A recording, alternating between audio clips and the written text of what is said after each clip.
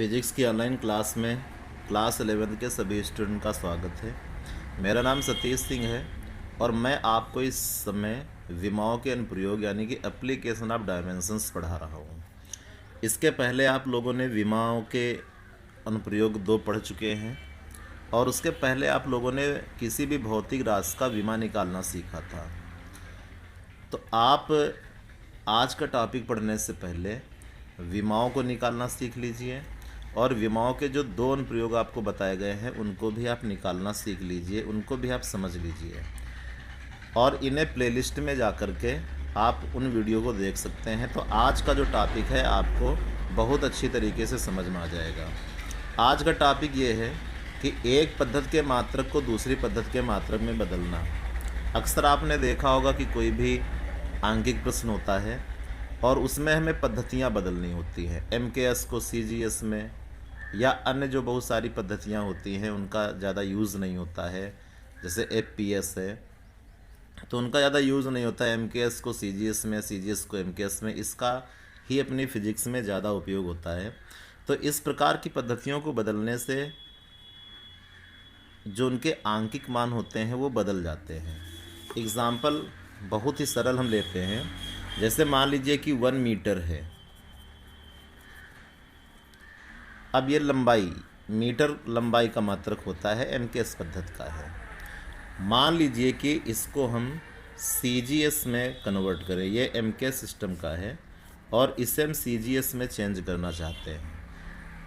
तो CGS लंबाई का मात्रक जो CGS में होता है वो सेंटीमीटर होता है, यानी कि हम सेंटीमीटर में चेंज करना चाहते हैं। तो कितना लिखेंगे? 100 सेंटीमीटर लिखेंगे। तो हम यहाँ पे आपको ये समझाना चाहते हैं कि जब हम एक पद्धति के मात्रक को दूसरी पद्धति के मात्रक में बदलते हैं तो उसका जो आंकिक मान होता है वो ज़रूर बदल जाता है। तो यही चीज़ हम यहाँ पे सीखेंगे कि एक पद्धति के मात्रक को दूसरी पद्धति के मात्रक में विमाओं की सहायता से किस प्रकार से बदला जा सकता है। तो इसके लिए हमें एक फार्मूला तैयार रखना होगा। N2 इक्वल टू M1 अपान में M2 पावर A, L1 अपान में L2 पावर B, T1 अपान में T2 और पावर C रहेगा।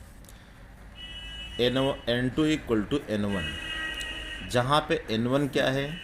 ये पहली पद्धति का आंकिक मान है। M1 क्या है? MLT। MLT को आप पहले से ही जानते होंगे। M का मतलब होता है मास, यानी कि जो द्रव्यमान का प्रतीक होता है वो M होता है। L क्या है? L मीन्स होता है लेंथ, T मीन्स क्या होता है? टाइम होता है। यानी जहाँ भी द्रव्यमान की बात आती है वहाँ पे हम M का यूज़ करते हैं। जहाँ पे लंबाई की बात आती है, वहाँ पे हम L का यूज़ करते हैं और जहाँ भी समय की बात आती है वहाँ पे हम T का यूज़ करते हैं। तो ये MLT है। M1 और M2, इसका मतलब ये है कि जो M1 है वो पहली पद्धति में द्रव्यमान का मात्रक रहेगा और M2 क्या रहेगा? M2 रहेगा दूसरी पद्धति में द्रव्यमान का मात्रक।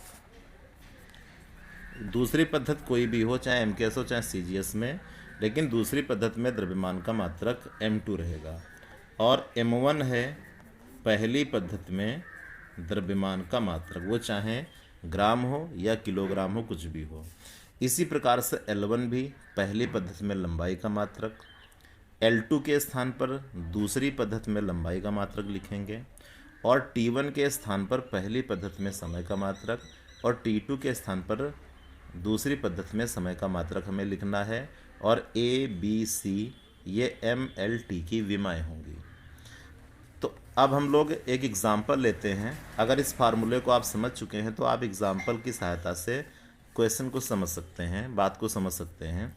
हमारे पास एक क्वेश्चन है कि 1 न्यूटन को डाइन में परिवर्तित करके दिखाइए।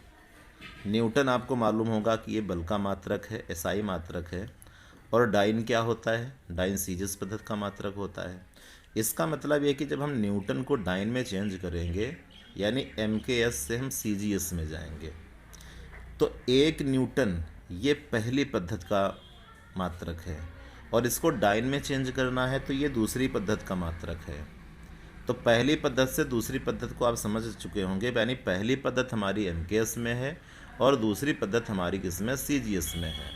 तो यहाँ पे जो फार्मूला आपको बताया गया था उसमें बता दिया गया था कि जो पहली पद्धति में मात्रक होता है जैसे न्यूटन है उसके साथ में 1 है, यानी ये पहली पद्धति का आंकिक मान है और इसको हमें n1 से नोट कर लेना चाहिए, n1 = 1 न्यूटन। अब इसके तुरंत बाद जैसे हमने देखा कि यहाँ पे न्यूटन क्या है, बल का मात्रक है, हमें डाइन में चेंज करना है, तो जिस राशि का मात्रक होगा उस राशि का विमीय सूत्र लिख लेना चाहिए। तो बल की बात हो रही है यहाँ पे, इसलिए बल का जो विमीय सूत्र होता है वो mL/2 होता है, हमने इसको लिख लिया। अब हम जानते चूँकि हमारा जो फार्मूला है उसमें m1 m2 L1 L2 T1 D2 ये सारी चीज़ें आती हैं, तो हम क्लियर कर लें कि पहली पद्धति में m1 L1 T1 क्या होंगे, इनके मात्रक क्या होंगे। तो पहली पद्धति क्या है, न्यूटन, पहली पद्धति का मात्रक न्यूटन जो कि mks का है, यानी पहली पद्धति में सारे मात्रक हम mLT के mks वाले लिखेंगे। mks इसका फुल फॉर्म आप जानते होंगे, mks का मतलब होता है m means metre, k means kilogram और s का मतलब होता है सेकंड होता है, मीटर किलोग्राम सेकंड। इसका मतलब होता है कि इस पद्धति के अंतर्गत लंबाई का मात्रक मीटर लिखा जाता है, द्रव्यमान का मात्रक किलोग्राम लिखा जाता है और समय का मात्रक हमें सेकंड लिखना होता है। तो m मीन्स विमाओं में m का मतलब होता है मास, द्रव्यमान। तो पहली पद्धति mks की है इसलिए द्रव्यमान का मात्रक किलोग्राम। l मीन्स लंबाई, लंबाई पहली पद्धति में मीटर में लिखी जाएगी क्योंकि mks पद्धति में लंबाई का मात्रक मीटर होता है। पहली पद्धति में समय सेकंड में, क्योंकि mks पद्धति में समय का मात्रक सेकंड होता है। अब दूसरी पद्धति क्या है, cgs। यहाँ पे चाहें तो हम लिख भी सकते हैं mks और इधर आप cgs भी लिख सकते हैं, अगर आपको नहीं ज़्यादा समझ में आ रहा है, दिक्कत होती है कोई, तो ऐसा आप लिख सकते हैं, इस साइड में mks इस साइड में cgs। अब m2 दूसरी पद्धति में द्रव्यमान का मात्रक, दूसरी cgs है इसलिए ग्राम, लंबाई का मात्रक सेंटीमीटर और cgs में भी समय का मात्रक सेकंड ही होता है, हमने सेकंड यहाँ पे रख लिया। अब फार्मूला हमें पहले से ज्ञात है कि n2 = n1 m1/m2 power a L1/L2 power b T1/T2 power c होता है। m1 n1 की वैल्यू 1 है, m1 किलोग्राम, यहाँ पे किलोग्राम लिखते हैं, m2 ग्राम है, ग्राम यहाँ पे लिखेंगे। अब स्मॉल a के प्लेस पर जो हमने यहाँ पे विमीय सूत्र m l और T⁻² लिखा है, तो m की जो घात है वो कितनी है, 1 है, यानी स्मॉल a के प्लेस पर यहाँ पे 1 रखना है। m⁻1 तो यहाँ भी m1/m2 पावर हमें 1 करना होगा। l⁻1 इसलिए यहाँ पे जो L1/L2 लिखा उसकी पावर b है, यानी b के प्लेस पर 1 रखना होगा। T⁻² है इसलिए T1/T2 पावर c था, तो c के प्लेस पर हमें -2 रखना होगा, -2 हम रख लेते हैं। अब यहाँ पर हम किलोग्राम, ग्राम, मीटर, सेंटीमीटर इनको एक ही पद्धति में बदल लेते हैं। तो किलोग्राम को सबसे पहले हम ग्राम बना लेते हैं, तो जो 1 किलोग्राम होता है वो 1000 ग्राम के इक्वल होता है और जो 1 मीटर होता है वो 100 सेंटीमीटर के इक्वल होता है। और यहाँ पे सेकंड से सेकंड को हम कैंसिल कर देंगे, आएगा 1 पावर -2, यानी कि उसका आंसर 1 ही आएगा।